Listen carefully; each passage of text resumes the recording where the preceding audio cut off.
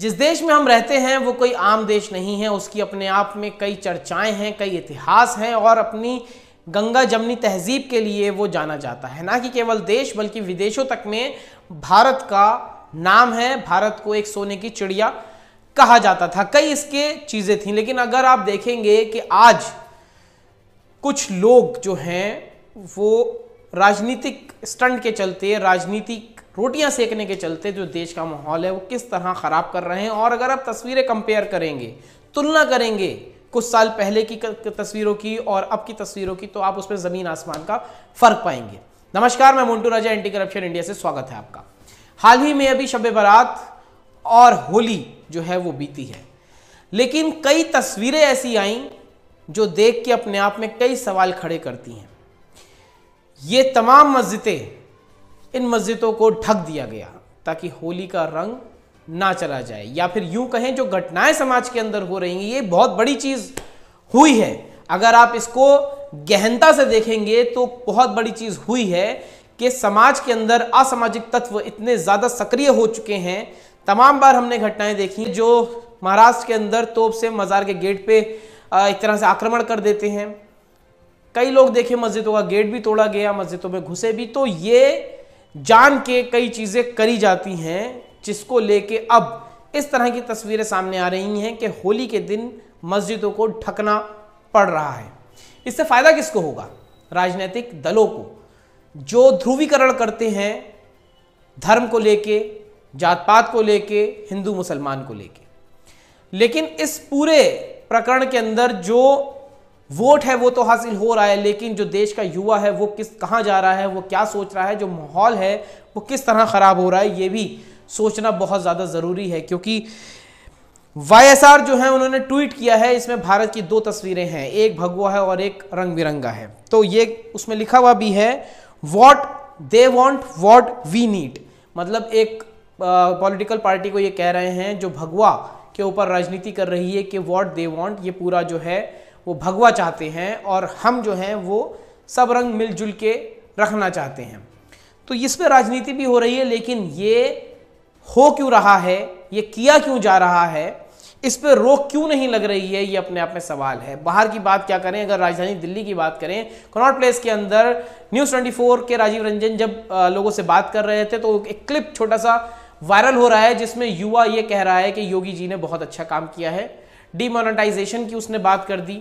जब उससे कहा गया डीमोनेटाइजेशन तो योगी जी ने नहीं किया, वो तो मोदी जी ने किया था, तब उसने कहा कि मुसलमानों के घरों पर जो बुलडोजर चल रहा है वो बहुत अच्छा हो रहा है। तब उन्होंने कहा रंजन जी ने कि ये अपराधियों के घरों पे चल रहा है तो अच्छा हो रहा है या मुसलमान के लिए? तो उसने कहा नहीं, मैंने तो ये कहा ही नहीं। तो आप देखिए, पहले वीडियो देखिए छोटा सा, उसके बाद चर्चा करते हैं। योगी जी और नरेंद्र मोदी जी बढ़िया। नंबर 1 पे कौन? नरेंद्र मोदी। और कौन? नंबर 2 पे योगी जी। किस वजह से? किस वजह से? क्या उनके काम ऐसे बढ़िया करते हैं? क्या एक काम बताओ। एक काम बताओ। डिमोनेटाइजेशन किया था 2016 में, क्या गलत किया था? ये योगी जी किए थे?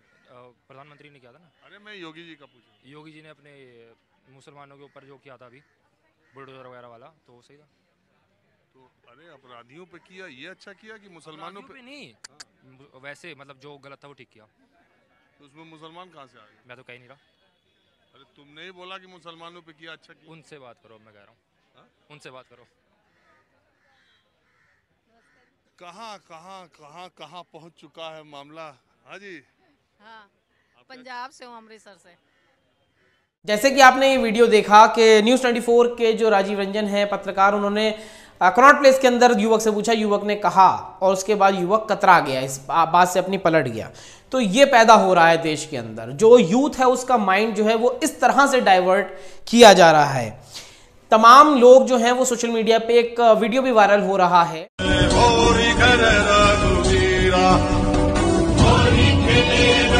हम इसका क्लेम नहीं करते हैं कहाँ का वीडियो, लेकिन वायरल ये हो रहा है।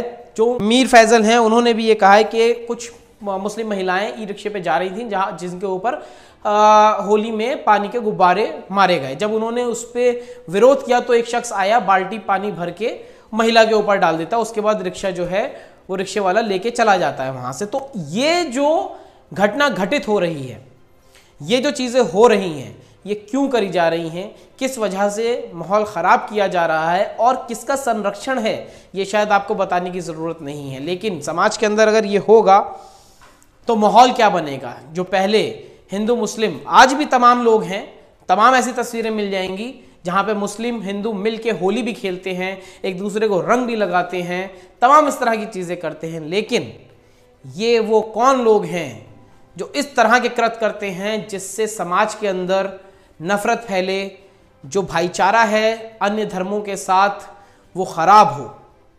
तो इस तरह की जो घटनाएं अब अमूमन देखने को मिल रही हैं। धर्म तो ये नहीं सिखाता है, लेकिन राजनेता ये ज़रूर सिखा रहे हैं कि कैसे धर्म का नाम लेके माहौल ख़राब करना है और वोटों का ध्रुवीकरण करना है।